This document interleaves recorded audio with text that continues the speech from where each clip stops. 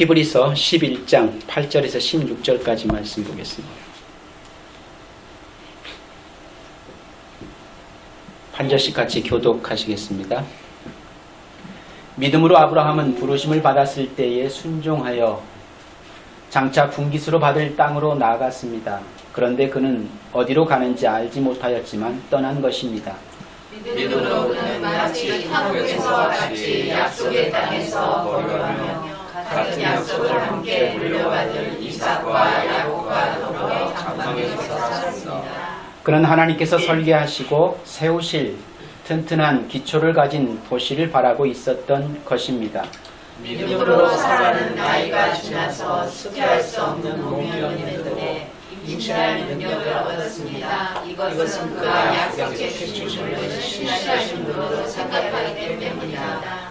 그래서 죽은 사람이나 다름없는 한 사람에게서 하늘의 별과 같이 또 바닷가의 모래와 같이 셀 수 없는 자손들이 태어났습니다.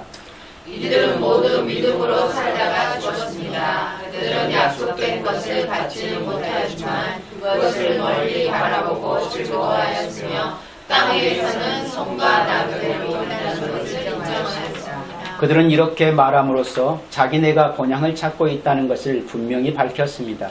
그들이 떠나온 곳을 생각하고 있었다면 돌아갈 기회가 있었을 것입니다. 같이 읽습니다. 그러나 실상 그들은 더 좋은 것을 갈망하고 있었습니다. 그것은 곧 하늘나라였습니다. 그래서 하나님께서는 그들의 하나님이라고 불리는 것을 부끄러워하지 않으시고 그들을 위한 한 도시를 마련해 주셨습니다. 아멘.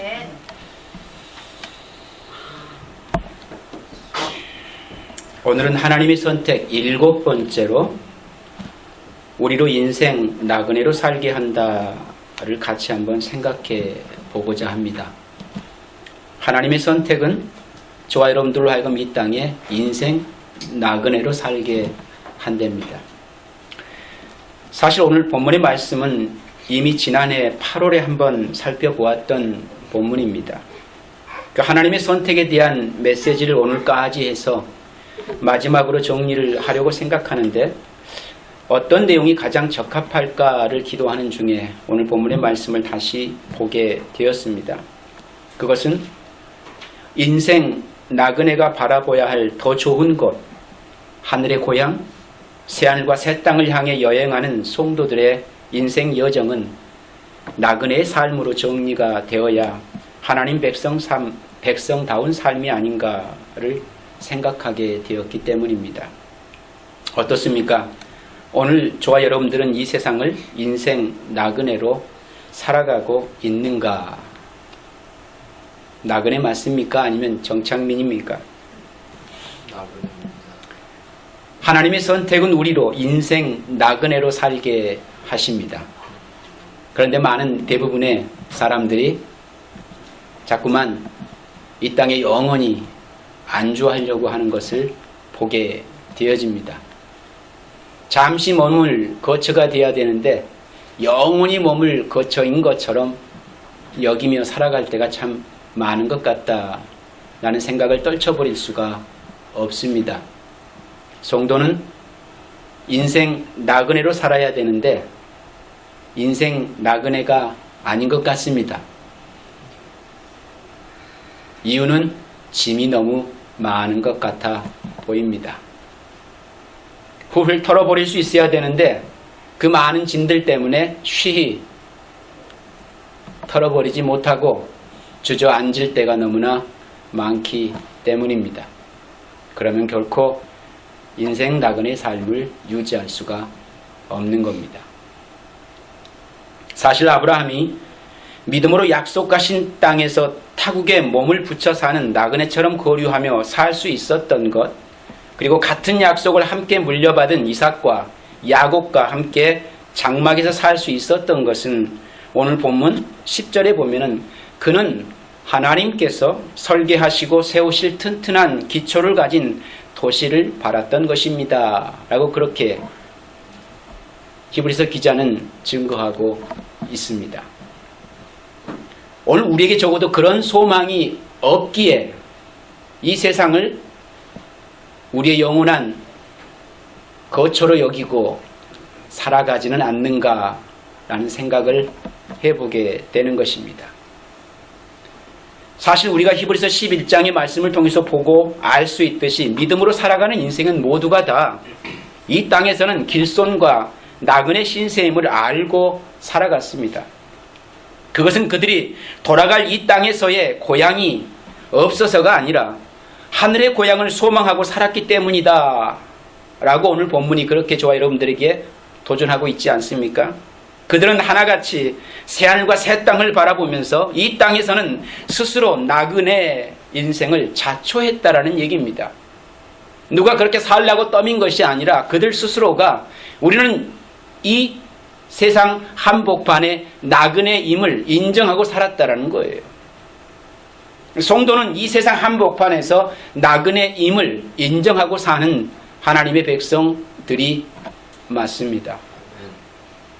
그건 누가 시켜서도 아닙니다.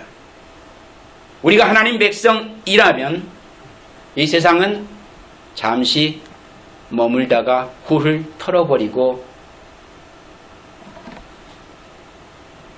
기꺼이 기밥하고 가야 되는 게 이 땅에서의 삶인 거예요.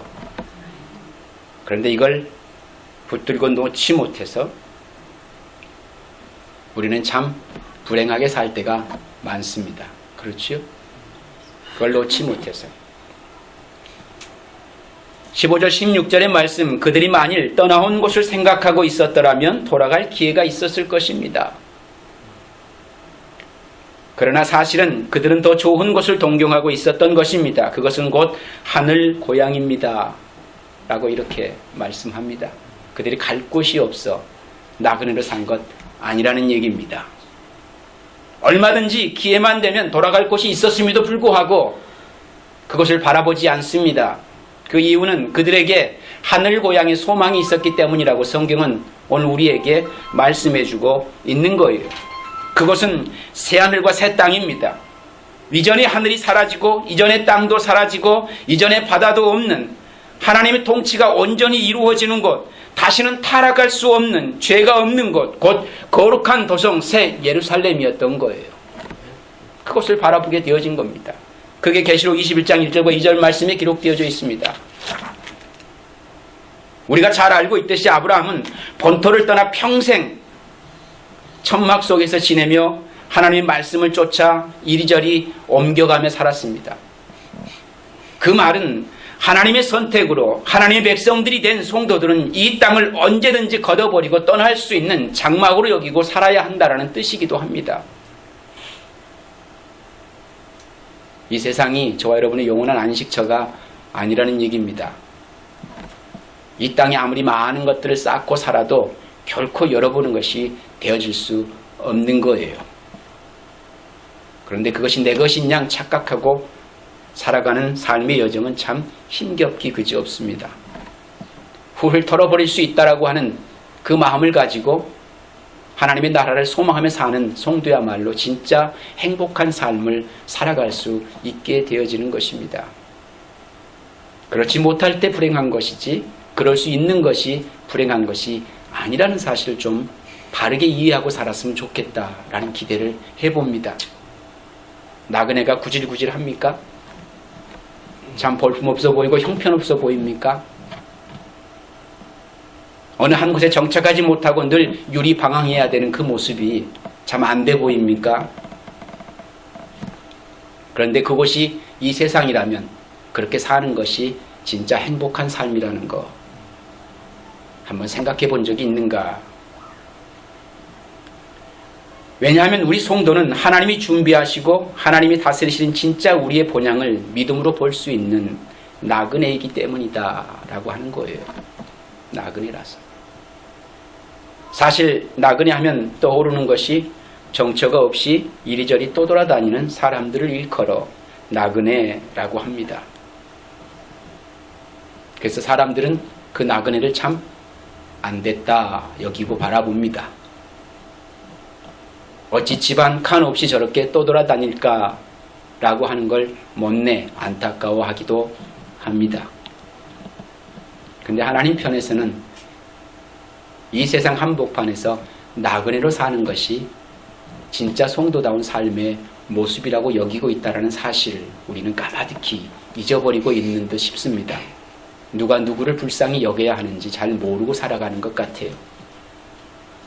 이 땅에 많은 것들을 쌓고 살아가면 참 그 사람이 좋아 보이고, 그렇지 못하고 언제든지 이 세상 것을 다 외면하고 그 하나님 부르신 날만을 기대하며 살아가는 이들의 삶을 별로 초라하게 여겨 보이는 그런 가치 기준을 가지고 우리가 신앙생활하고 있다면 참 그것이 안타까운 일인 것입니다.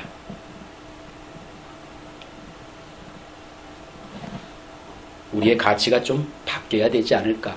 뭐가 더 소중한지를 밝히 알아가는 삶을 지향해서 살아가는 저와 여러분이 됐으면 합니다. 라고 하는 거예요. 성도는 이 세상 한복판에 나그네일 수밖에 없다라는 사실을 인정하며 살았으면 좋겠다라는 것입니다. 결국 성도는 이 세상에서 나그네라는 것은 이 땅에 정착하여 살 수 없는 대상이 된다라는 것이기도 합니다. 이 세상에 마음을 두고 털을 닦고 정착된 삶을 살아갈 수 없는 신분을 가지고 살아가는 이들이 바로 이 세상의 성도들이라고 볼 수가 있는 것입니다. 그 이유는 에베소 2장 5절과 6절 말씀에서 기록해 주고 있는 것처럼 범죄로 죽은 우리를 그리스도와 함께 살려주셨습니다. 여러분은 은혜로 구원을 얻었습니다. 하나님께서 그리스도 예수 안에서 우리를 그분과 함께 살리시고 하늘에 함께 앉게 하셨습니다. 뭐 생각나는 거 없습니까? 이 말씀 가운데 여러분에게 강하게 도전되어져야 할 단어들이 있습니다. 뭡니까? 범죄로 죽은 우리를 그리스도와 함께 살려주셨습니다. 미래가 아닙니다. 과거 완료형입니다. 여러분은 은혜로 구원을 얻었습니다. 미래에 이루어질 사건이라고 말하지 않습니다. 이미 이루어진 사건이라고 얘기를 하고 있습니다. 하나님께서 그리스도 예수 안에서 우리를 그분과 함께 살리시고 이미 살리신 거예요. 하늘에 함께 앉게 하셨습니다. 완료입니다. 과거 완료예요. 이 땅의 성도들은 하나님의 선택으로 말미암아 이미 어떻게 되어진 겁니까? 하나님 보좌 우편에 예수 그리스도와 함께 앉아 있는 자들이라고 그렇게 표현을 해주고 있습니다. 앞으로 장차 이렇게 될 것이다 라는 것이 아니라 이미 저와 여러분들은 내가 하나님 백성이라면 그 백성은 예수님과 함께 하나님 보좌 우편에 함께 앉아 있다 라는 것이 되어지는 거예요. 이미 구별되어진 거죠. 앞으로 구별되어질 것이다가 아닙니다. 이미 저와 여러분들의 신분은 하늘에 속해 있는 것이지 이 땅에 속해 있는 것이 아니라는 의미이기도 합니다. 우리가 몸담을 곳은 이곳이 아니라 이 세상이 아니라 하나님과 영원히 함께하는 그곳이라야 맞다라는 얘기입니다. 이렇게 오늘 하나님의 선택하심으로 하나님 백성들이 된 저와 여러분들에게 있어서 이 땅은 나그네로 산다라는 것이 어떤 의미를 갖게 할까? 참 궁금하지 않습니까? 어떤 의미를 갖게 하는 걸까? 두려움가요? 아니면 너무 황당한가요? 아니면 막막합니까? 아니면 너무 외로울 것 같습니까? 아니면 막연함? 아니라면 자유로움? 기쁨? 행복? 풍요로움? 넉넉함? 그런데 성경에서는 그 나그네들에게 방향을 제시해주고 있습니다. 뭐라고 하냐면 하나님의 나라를 찾아 떠나는 나그네들이라고 그렇게 방향을 정확하게 제시를 해줍니다. 무엇을 찾아 떠나는요? 하나님의 나라를 찾아 떠나는 나그네들이랍니다. 하나님의 나라를 찾아 떠나는. 그래서 성도들은 믿음을 가진 자들인데 그 믿음을 갖게 된 자들은 감각적인 이 세상의 소망을 두고 사는 자들이 아니라 한 번도 보지 못했던 하나님의 약속을 지금 확실하게 보는 것처럼 소망으로 갖고 살아가게 된다는 거예요. 그래서 주님은 믿음 안에서 천국을 본 이들을 이 세상 것들을 모두 팔아 그 천국을 산다라고 말씀하고 있는 것입니다. 그것이 마태복음 13장 44절의 말씀 기록되어 있는 것처럼 하나님의 나라는 밭에 숨겨놓은 보물과 같다. 어떤 사람이 그것을 발견하면 제자리에 숨겨두고 기뻐하며 집으로 돌아가서는 가진 것을 다 팔아서 그 밭을 산다 라고 표현해 주고 있습니다. 하나님의 나라가 그와 같다라는 거예요. 여러분은 어떻습니까? 오늘 밭에 숨겨진 보화를 발견한 이 사람처럼 예수 그리스도가 나의 구주이심을 알게 되었을 때에 여러분의 삶을 몽땅 그 주님 앞에 올인할 결단과 용기가 생겨지던가요? 맞바꿀 수 있을 만큼 내게 주신 구원이라고 하는 선물은 가치가 있다라는 거죠. 가치가 있다라는 얘기입니다. 얼마든지. 하나님의 은혜로 천국의 소중함을 알게 된 사람은 이 세상의 그 어떤 것들에도 한눈을 팔지 않고 천국 소망을 가장 가치 있는 것으로 여기며 살게 된다라는 말씀입니다. 그러나 반대로 천국의 소중함을 알지 못하는 이들은 천국을 주시겠다고 하는 하나님께 그 하나님을 떠나라고 하는 땅의 것들을 구하게 되는 것을 볼 수가 있더라라는 거예요. 그러한 사람들은 영생과 이 세상의 힘 사이에서 단호하게 뭘 택하지 못하고 영생을 택하지 못하고 어물쩍하다가 결국 눈에 보이는 세상의 힘을 쫓는 것을 보게 되어집니다. 그런 말씀이 어디 있냐고요? 마태복음 19장 21절 22절에 기록되어져 있습니다. 예수께서 그에게 말씀하셨다. 내가 완전한 사람이 되려고 하면 가서 내 소유를 팔아서 가난한 사람에게 주어라. 그리하면 내가 하늘에서 보화를 차지하게 될 것이다. 그리고 와서 나를 따라라. 그러나 그 젊은이는 이 말씀을 듣고 근심하며 떠나갔다. 그에게 재산이 많았기 때문이다. 어떻습니까? 영생과 재산을 겪고 맞바꿀 수 없는 이 부자 청년의 이야기는 오늘 저와 여러분들에게 무슨 도전을 주고 있습니까? 에이, 나는 가진 재산이 없는데 나하고는 관계없는 사건이 되어지고 있는가? 우리의 신앙의 여정을 살아가는 동안에 이 선택의 기로에 서는 매 순간순간이 우리의 삶 가운데 얼마나 정확하게 펼쳐지고 있는지 아마 우리가 미처 그것을 인지하지 못하고 살아갈 때가 허다할 것입니다. 그러나 우리의 삶의 현실 가운데서 이 사건은 끊임없이 저와 여러분들에게 도전되어지고 있다고 하는 사실 잊어서는 안 될 것입니다. 영생인가 이 세상의 힘인가를 놓고 저와 여러분들이 꼭 선택을 해야만 되는 그런 기로에 설 때가 너무나 많습니다. 그때마다 늘 실패하는 우리의 모습들을 발견하면서 그 주님의 십자가를 어떻게 바라보고 계십니까? 괜찮아. 난 연약하여 그럴 수밖에 없었어. 내 목구멍이 포도청인데 어쩔 수 있겠어? 다 이해하실 거야.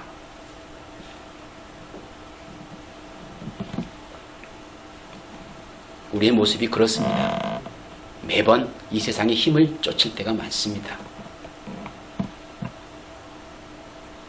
예수님께서 모든 율법을 다 잘 지켰다고 하는 부자 청년에게 그가 가지고 있는 재물을 다 팔아서 가난한 자들에게 주고 영생의 떡인 당신을 쫓아오라고 하시자 그 부자 청년은 재물과 영생 사이에서 고민하고 근심하다가 결국은 영생의 예수님을 떠나가는 장면입니다. 마태복음 13장의 모든 것을 다 팔아 귀한 보화를 사는 사람과는 완전히 반대의 모습의 상황을 저와 여러분들에게 보여주고 있는 것입니다. 성도가 세상의 염려와 재리의 유혹에 이끌려가는 삶을 산다고 하는 것은 믿음으로 하나님의 나라를 소망하여 살지 못하게 됨을 설명하고 있는 것이 가시밭에 떨어진 씨앗의 상태의 모습 아닙니까?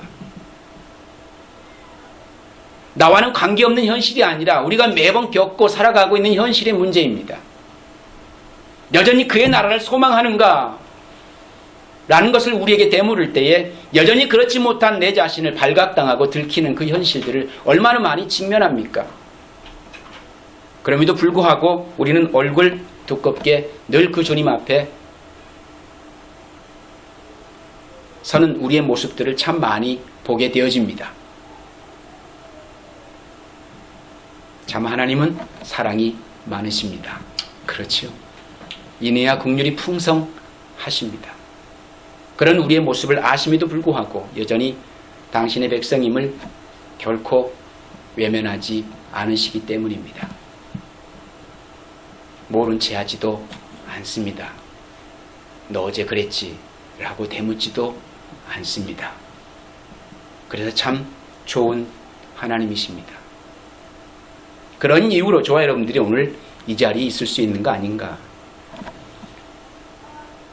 그런 우리의 연약함을 애써 너무 그렇게 과대 포장하여서 위대한 인물로 부각시키지 말라는 얘기입니다. 그냥 인정하며 살았으면 좋겠다. 그러나 한 가지 놓치지 말아야 할 것이 있습니다. 우리에게 수시로 영생이냐 세상의 힘이냐를 물을 때마다 영생을 선택할 수 있는 믿음의 기득권이 꼭 먼저 우리의 마음 가득히 열망되어졌으면 좋겠다라는 것입니다. 그것이 얼마나 소중한 것인지 그 어떤 것과도 맞바꿀 수 없는 그 참 소중한 보화로 여러분 가운데 풍성하게 자리할 수 있었으면 좋겠다라는 거예요. 무엇 때문입니까? 저 여러분은 이 세상 한복판에 인생 나그네로 사는 하나님의 자녀들이라서 그렇습니다. 하나님의 자녀들이라서. 이처럼 세상의 힘은 성도들의 신앙 여정에 커다란 걸림돌이 되어지고 있는 것이 분명한 사실입니다. 그래서 하나님께서는 내 백성아 거기서 나오라 라고 계시록 18장 4절 말씀에 그렇게 말씀하고 계십니다. 내 백성아 거기서 나오라. 거기서 나오라. 본토 땅을 떠나라 라고 말씀하고 계시는 거예요. 그런데 우리는 여전히 여기가 좋사오니 여기를 잘 되게 해주세요. 내 평생 여기서 자리를 틀고 아방궁 짓고 하나님 앞에 잘할게요 라고 하는 것이 대부분의 현대교회 성도들의 모습 아닌가라는 생각을 떨쳐버릴 수가 없습니다. 누가복음 14장 33절에 그러므로 이와 같이 너희 가운데서 누구라도 자기 소유를 다 버리지 않으면 내 제자가 될 수 없다 라고 그렇게 말씀하고 계시는 것을 보게 되어집니다. 그렇다고 예수님을 믿으면 자기의 소유를 버리고 거지가 되라는 말인가? 분명 그런 의도는 아니라는 사실을 좀 이제는 알아야 되지 않겠습니까? 이 세상의 모든 소유는 예수 그리스도의 제자가 되는 길에 필요한 익스펜스인 것입니다. 주님의 제자가 되기 위해 필요한 비용일 뿐인 것이지 그걸 없이 여기고 하찮게 여기고 그거 없이 거지의 모습으로 살라 이런 얘기겠습니까?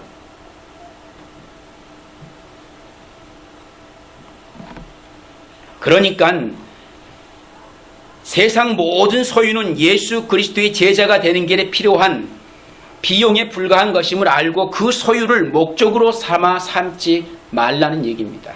그것을 목적으로 삼아 삼지 말라는 거예요.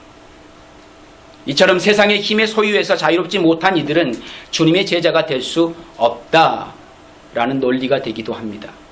그것으로부터 자유롭지 못하면 그것에 매여서 결코 주님의 제자의 삶을 살아갈 수 없게 되어진다라는 것이 되겠죠. 따라서 우리 성도들은 이 땅에 사는 동안 가난하다고 기죽일 이유도 없고 부자라고 교만해서도 안 되는 것입니다. 그러한 소유에서 자유로워지는 것이 바로 본토를 떠나는 거예요. 가난하면 어떻고 부자면 어떻습니까? 큰 교회 목사면 어떻고 작은 교회 목사면 어떻습니까? 성도가 많은 교회 성도면 어떻고 성도가 없는 교회 성도면 또 어떻습니까? 그냥 하나님 백성이면 됐지. 하나님의 자녀로 살면 됐지.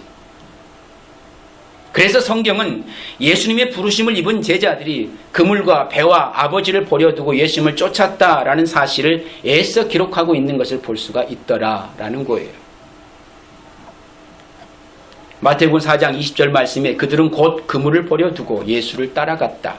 22절 말씀에 그들은 곧 배와 자기들의 아버지를 놓아두고 예수를 따라갔다. 이런 무슨 호로 자식이 있습니까? 아무리 예수가 좋아도 그렇지 어떻게 아버지를 버려두고 갈 수가 있습니까? 말도 안 되는 얘기. 이것은 자신들의 생존의 수단인 세상의 힘과 가족을 떠나는 것이에요. 오늘 본문의 내용으로 표현하자면 자신들이 떠나온 본향을 생각지 않고 하나님이 약속하신 더 나은 본향을 소망하게 되었다라는 표현인 것입니다. 현실적인 부모를 버리고 자식을 버리고 아내를 버리고 다 내팽개치고 주님만 쫓아라, 이 얘기가 아니라는 얘기예요. 물론 순종도 안 하겠지만 그렇게 하란다고.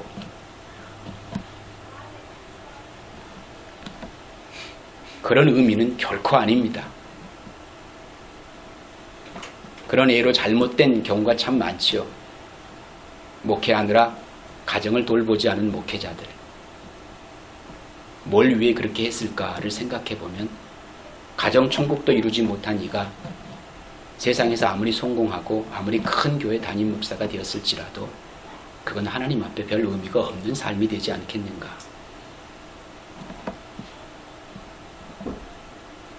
옛날에는 그래야 되는 줄 알고 그렇게 했었어요.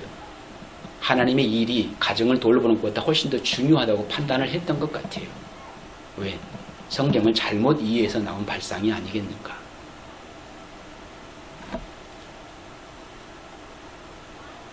본문의 내용을 표현은 자신들이 나온 본향을 생각지 않고 하나님이 약속하신 더 나은 본향을 소망하게 되었다.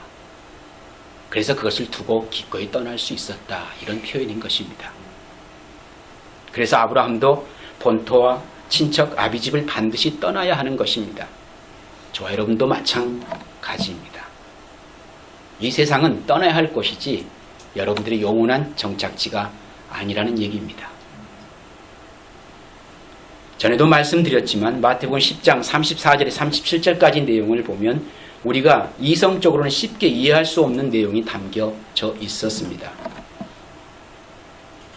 그 말씀의 내용은 이렇습니다. 너희는 내가 세상에 평화를 주려고 온 줄로 생각하지 말라. 평화가 아니라 칼을 주려고 왔다. 나는 사람이 자기 아버지와 맞서게 하고 딸이 자기 어머니와 맞서게 하고 며느리가 자기 시어머니와 맞서게 하려고 왔다. 사람의 원수가 자기 집안 식구일 것이다. 나보다 아버지나 어머니를 더 사랑하는 사람은 내게 적합하지 않고 나보다 아들이나 딸을 더 사랑하는 사람도 내게 적합하지 않다. 하나님 마음에 쏙 들려면 우리 가족들을 송두리째 버려야만 하는 그런 현실이 되어지고 있는 것으로 우리가 오해할 수 있는 내용 아닙니까? 그렇죠? 이 말씀은 가족을 사랑하면 안 된다라는 내용 아닙니다. 가족을 사랑하지 말아라 라는 내용도 아닙니다.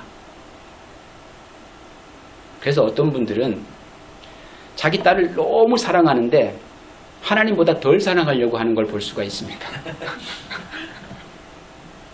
그게 가능한 겁니까?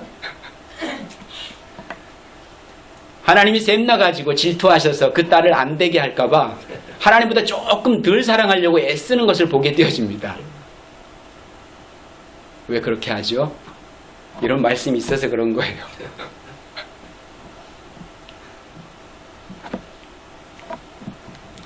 하나님보다 더 많이 사랑하세요. 우리 가족들. 그렇게 사랑도 못하지만 많이 사랑하세요. 충분히 사랑하세요. 하나님이 그걸로 질투하시는 분 아니십니다. 그런 의미로 이 말씀이 기록됐다면 얼마나 불행하겠는가. 모든 그리스도인들은 다 불행해요. 아닙니까? 이 말씀은 가족을 사랑하지 말라는 것이 아니라 예수 그리스도가 주시는 영생의 소중함은 너무나 커서 가족들에 의해서 저지되고 방해될 수 없다라는 것을 말씀하고 있는 것입니다. 무슨 얘기인지 아시겠습니까? 너무 그렇게 말씀을 단편적으로 이해하지 말란 얘기입니다. 눈에 보이는 현상들만 가지고 그것들을 그대로 이해하여서 여러분의 가정을 홀대하지 마십시오. 가족들, 남편, 아내, 시어머니 홀대하지 말라는 얘기입니다.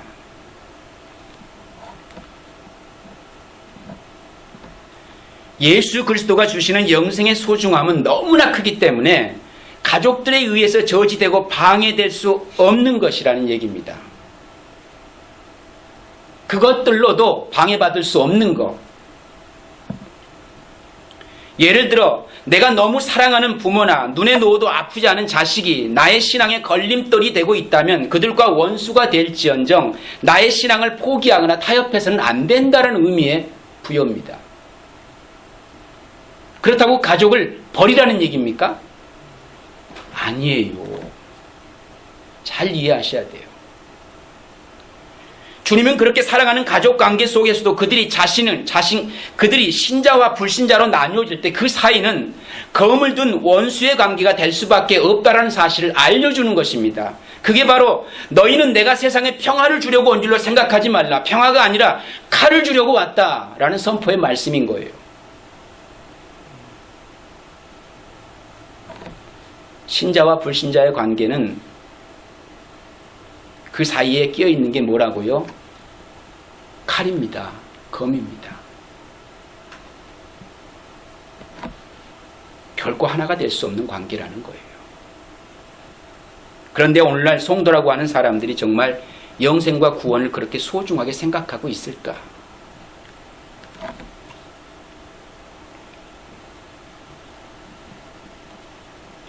눈에 보이는 우리의 부모, 형제도 사랑하지는 못하는 자가 어떻게 눈에 보이지 않는 하나님을 사랑한다고 얘기할 수 있을까가 저와 여러분들이 심각하게 고민이 돼야 할 문제 아니겠습니까? 정말 내 가정, 내 자녀 정말 그렇게 끔찍히 한번 사랑해보고 그 얘기를 하시라는 얘기예요.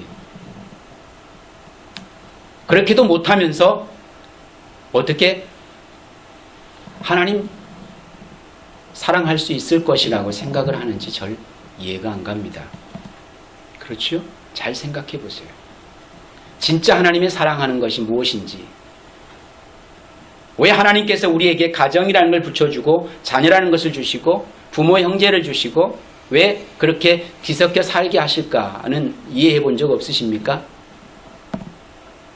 정말 하나님보다 그들을 더 사랑하며 살아오셨습니까? 대부분 그렇지 못합니다. 그 가족들도 사랑하지 못하는 마음을 가지고 어떻게 하나님을 사랑할 수 있다라고 얘기하는지 우리가 살아가면서 내가 정말 소중하다고 여기는 이들도 사랑하지는 못하는 이가 어떻게 하나님을 온전히 사랑할 수 있다라고 착각하는지 그게 이해가 안 된다는 얘기예요.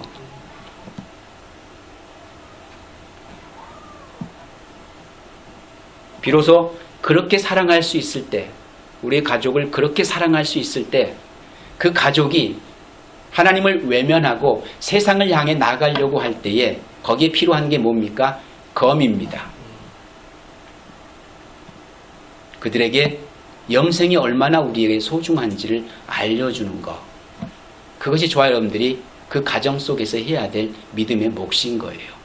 하나님의 자녀들의 몫인 겁니다. 그런 건 하나도 생각 안 하면서 나를 위해 자식을 너무 많이 사랑하는 듯 하면서 그 사랑마저도 하나님 앞에 질투와 시기심을 유발시킬까봐 그것도 절제하는 우리의 모습이 얼마나 어리석고 미련한가라고 하는 거예요. 제 말이 틀리면 틀리다고 얘기해 보세요. 우리는 다 그렇게 이기적입니다. 이기적이에요.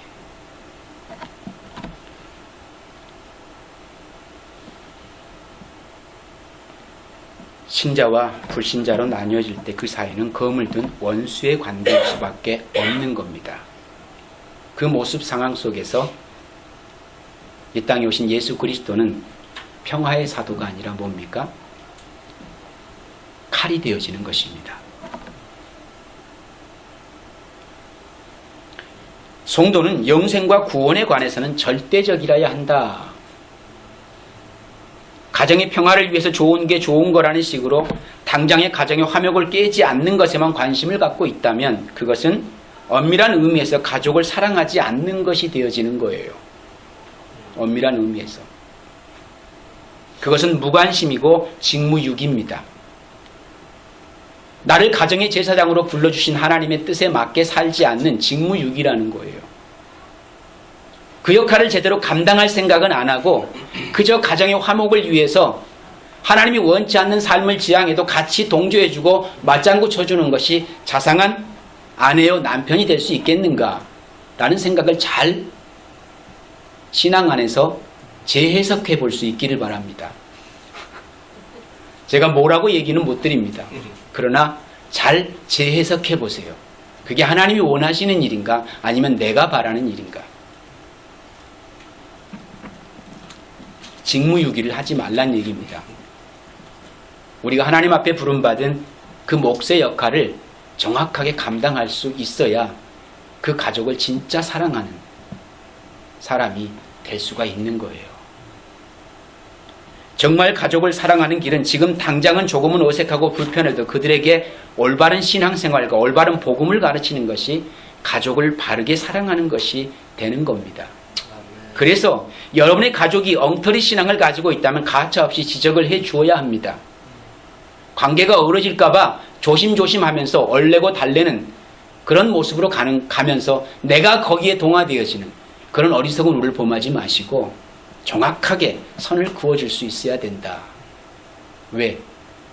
그것이 가정의 제사장으로 먼저 부름받은 자들의 역할이고 모습이니까. 그게 가족을 진짜 사랑하는 모습이니까. 그 영혼이 잘되게 하는 것이 하나님께로 하나님 백성으로 부름받은 성도의 역할 아닙니까? 그렇죠. 그 역할을 잘 감당하는 일에 있어서 하나님이 시샘하시고 시기하시겠는가? 한번 생각을 해보시라는 거예요. 무엇이 더 많이 사랑하는 것이고 무엇이 더 덜 사랑하는 것인지를 좀 바르게 이해를 했으면 좋겠다라는 얘기입니다. 그래서 여러분의 가족이 엉터리 신앙을 가지고 있다면 가차없이 지적을 해 주어야 합니다. 그것이 진정한 사랑이고 그게 바로 친척과 아비집을 떠나는 것입니다. 그처럼 구원은 소중한 보배인 거예요.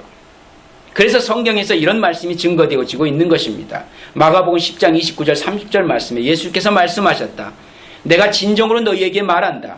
나를 위하여 또 복음을 위해서 집이나 형제나 자매나 어머니나 아버지나 자녀나 논밭을 버린 사람은 지금 이 세상에서는 박해도 받겠지만 집과 형제와 자매와 어머니와 자녀와 논밭을 100배나 받을 것이고 오는 세상에서는 영원한 생명을 받을 것이다. 이렇게 말씀하고 있는 겁니다. 여기 보시면 주님께서 당신과 복음을 위해 집이나 형제나 자매나 어미나 아비나 자식이나 전토를 벌인 자는 금세에서 그들이 버린 것들을 100배나 받게 된다고 말씀하고 있습니다. 많이 버릴수록 좋은 거네요. 많이 버릴수록 좋은 거 아닙니까? 많이 가질수록 좋은 게 아니라. 왜? 하나를 버리면 100을 준다는데 얼마나 좋은 겁니까? 근데 버릴 생각이 아예 없습니다. 왜? 부담 100배잖아요. 거기에 딱 하나 버리고 싶은 건 있죠. 뭡니까? 전토. 그건 내게 더 큰 재산이 될 거니까 버리고 싶은 마음이 있겠지만 나머지는 굳이 버릴 이유가 없는 것 같아요. 왜 그렇습니까? 여러분의 삶에 큰 부담으로 안겨질 것이기 때문에. 안 그렇습니까? 이렇게 어그리한 이해도 안 될 그럴 말씀을 대할 때 여러분들은 어떻게 받아들이십니까? 한 형제를 버렸는데 형제 100명을 주신다면 버리겠습니까? 그냥 킵하겠습니까? 뭐 어머니나 아버지를 해볼까요? 엄마 하나를 버렸는데 엄마 10명, 100명을 주신대요. 그럼 버리겠습니까? 킵하겠습니까?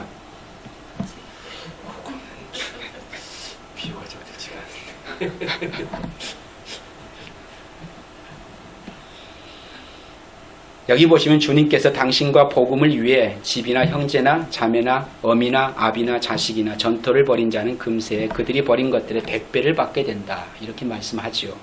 이 구절은 어떤 이들은 우리 성도들이 하나님께 바친 것은 이 땅에서 100배로 돌려받게 된다라고 그렇게 가르치기도 합니다. 잘못된 가르침이에요. 그런 얘기가 아니라는 얘기입니다.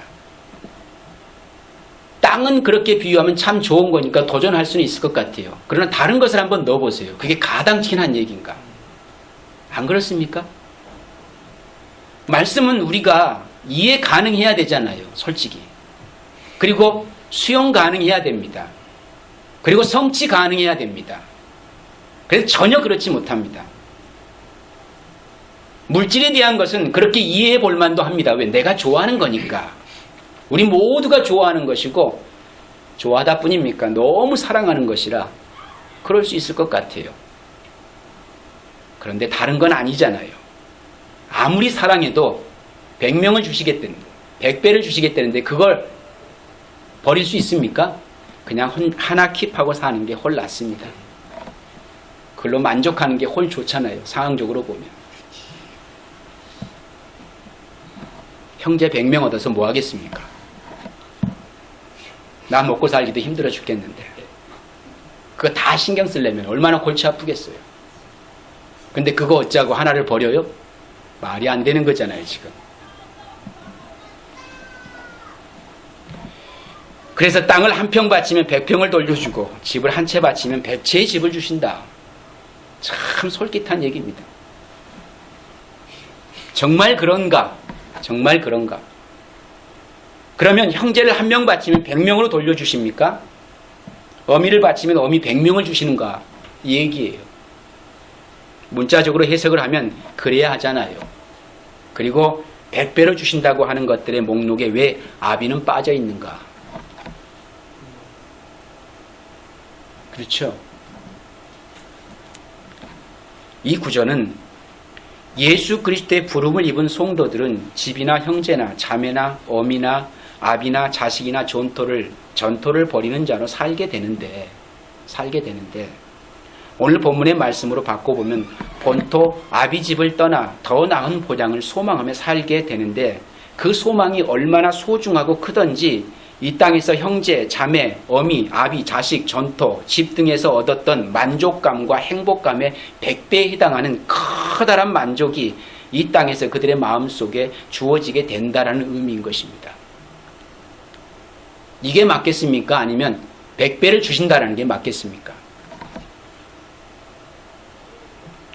비록 눈에 보이는 본토 친척 아비 집은 내게서 사라졌지만 그 성도의 마음속에는 그러한 눈에 보이는 것들로부터 주어지던 안위와 평안과 행복과는 비교할 수도 없는 참된 만족, 참된 기쁨, 참된 소망, 참된 행복 안에서 주어지게 된다라는 그런 말씀입니다. 이것이 이 세상을 나그네로 살아가는 이들에게 있어서 오직 더 나은 본향을 소망하며 살아가는 동안에 하나님의 자녀인 것이 감격스럽고 주님 때문에 겪게 되는 고난과 시련이 너무나 감사가 되어지고 기쁨의 내용이 되는 삶을 살 수 있게 된다는 얘기입니다. 그래서 그 어떤 고난도 시련도 다 감내할 수 있는 삶을 살게 되어지는 거예요. 부모와 자식 간의 관계 속에서 어그러진 관계도 견딜 수 있는 이유가 있습니다. 형제와의 관계, 가족과의 관계, 우리 이웃과의 관계 속에서도 그걸 참고 견디고 인내할 수 있는 이유가 있다면, 그걸 다 품어 안을 수 있는 이유가 있다면 뭡니까?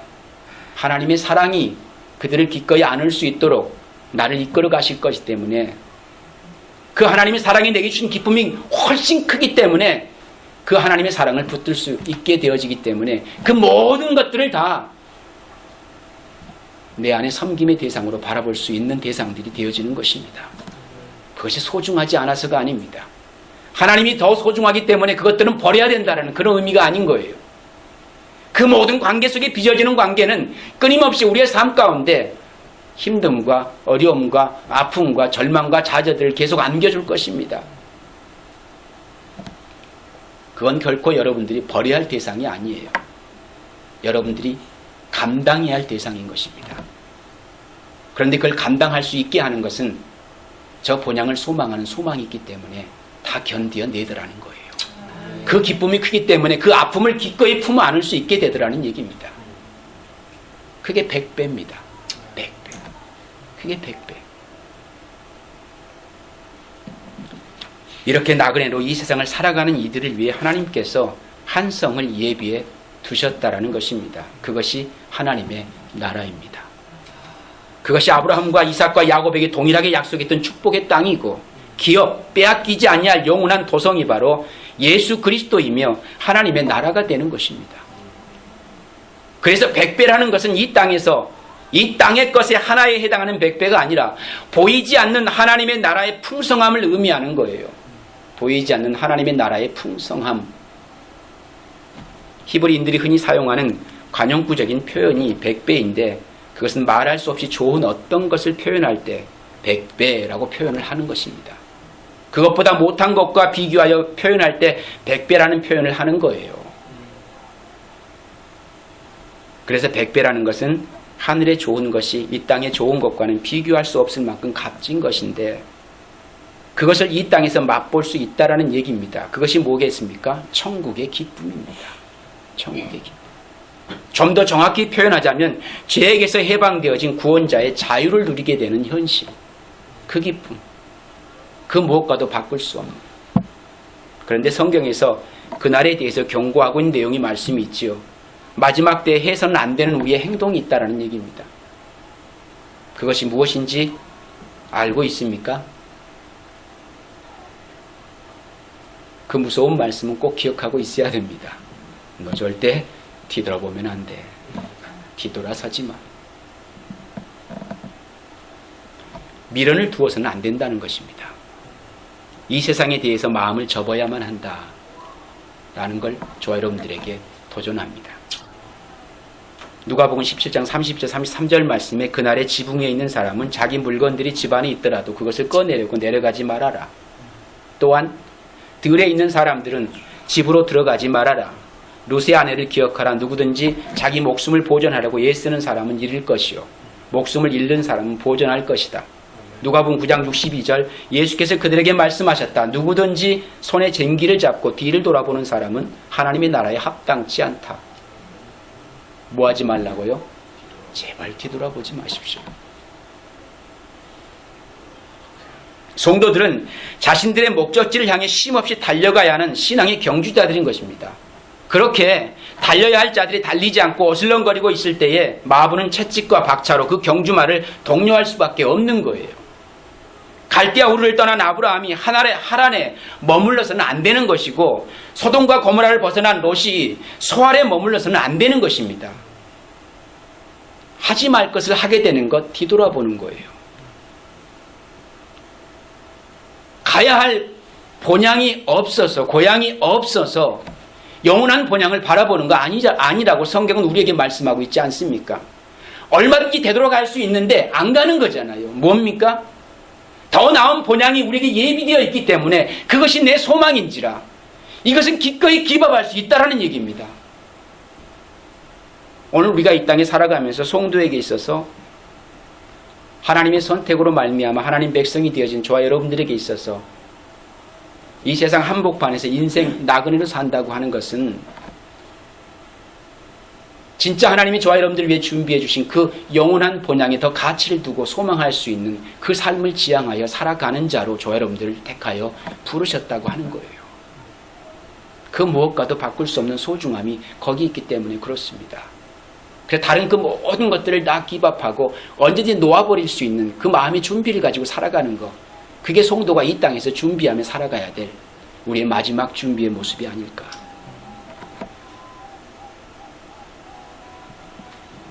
우리는 분명히 기억해야만 됩니다. 갈대아 우르를 떠난 아브라함은 하란에 머물러서는 안 되는 거예요.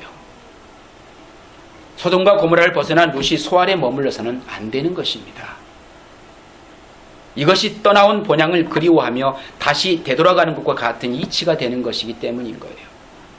그곳은 곧 하나님의 심판만 예비되어져 있는 곳입니다.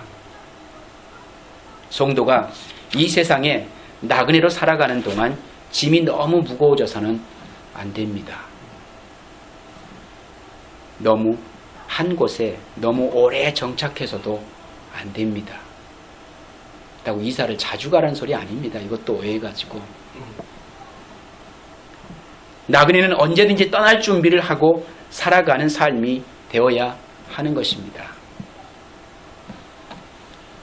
에베소 1장 11절 말씀에 하나님은 그리스도 안에서 우리를 상속자로 삼으셨습니다. 이것은 모든 것을 자기의 원하시는 뜻대로 행하시는 분의 계획에 따라 미리 정해진 일입니다. 하나님의 뜻대로 정해진 일입니다. 이렇게 하나님의 선택은 우리로 인생 나그네로 살아가게 합니다. 그것은 우리 성도들이 새하늘과 새 땅을 소망으로 품고 살게 되었기 때문이다 라는 겁니다. 그리고 오늘 본문 16절은 이렇게 말씀합니다. 그러나 사실은 그들은 더 좋은 곳을 동경하고 있었던 것입니다. 그것은 곧 하늘의 고향입니다. 그래서 하나님께서는 그들의 하나님이라고 불리는 것을 부끄러워하지 않으시고, 여러분들이 하나님을 부끄러워하지 않았다는 얘기 아닙니다. 하나님이 당신의 백성들을 부끄러워하지 않았대요. 어떻게 사는 이들, 더 나은 본향을 소망하며 사는 이들을. 그리고 그들의 그 모습을 보시고 그들을 위하여 한 도시를 마련해 두셨답니다. 오늘 저 여러분들에게 하나님의 선택이 이 세상 한복판에서 인생 나그네로 살게 합니다. 그럴 때 내게 주어진 나그네의 삶이 어느 순간에는 고달플 수도 있고 참 피곤할 수도 있고 좀 초라해 보일 수도 있고 뭐 또 화려해 보일 수도 있습니다. 상황 따라서 좀 더 나아 보일 수도 있고 왠지 더 많은 자유를 갖는 듯한 그런 모습으로 살아갈 수도 있습니다. 다 그렇게 우리가 이성의 눈으로 바라볼 때 불행한 현상만 우리에게 주어지는 건 아니니까.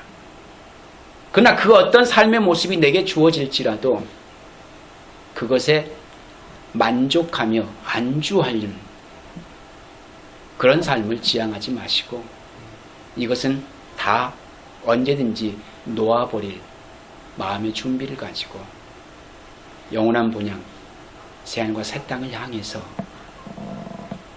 여행해 가야 하는 여행자의 신분인 것을 잊어버리지 마시고 그것들을 다 놓을 수 있는 준비를 착실하게 해나가는 저와 여러분 되셔서 하나님의 선택이 나를 이 세상 한복판의 인생 나그네로 살게 하는구나 라고 하는 그 믿음이 저와 여러분의 고백이 되시기를 주님의 이름으로 당부를 드립니다. 기도하겠습니다.